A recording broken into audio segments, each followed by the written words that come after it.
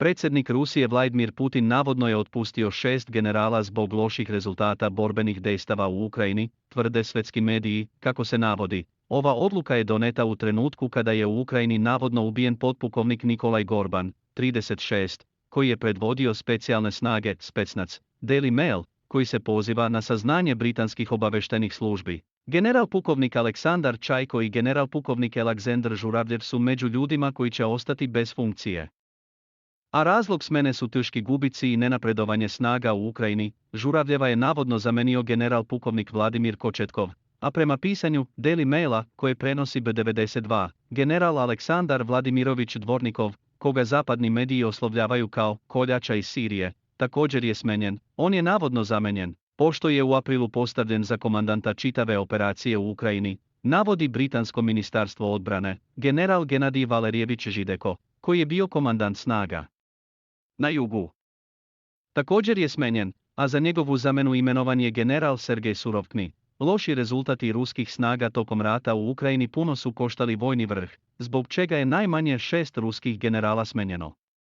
Ove smene prati i to da je najmanje 10 ruskih generala ubijeno u borbenim dejstvima u Ukrajini. Ovo je imalo veliki efekat na taktičke i operativne probleme ruske vojske u Ukrajini, kaže izvor iz Ministarstva odbrane, a prenosi Daily Mail. Rusija će tražiti mir sa Ukrajinom isključivo pod sopstvenim uslovima.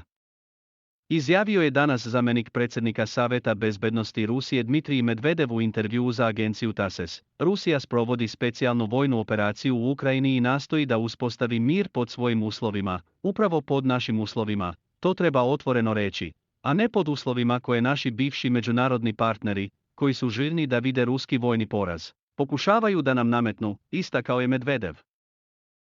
Prema njegovim rečima, specijalna vojna operacija je teška, ali pažljivo promišljen odgovor na politiku kolektivne zapadne rusofobije. Zbog toga će, kako je rekao, Rusija upotrebiti sva sredstva koja joj stoje na raspolaganju da osigura svoje interese. Mi imamo svoje nacionalne interese i obezbedit ćemo ih svim raspoloživim sredstvima, naglasio je Medvedev.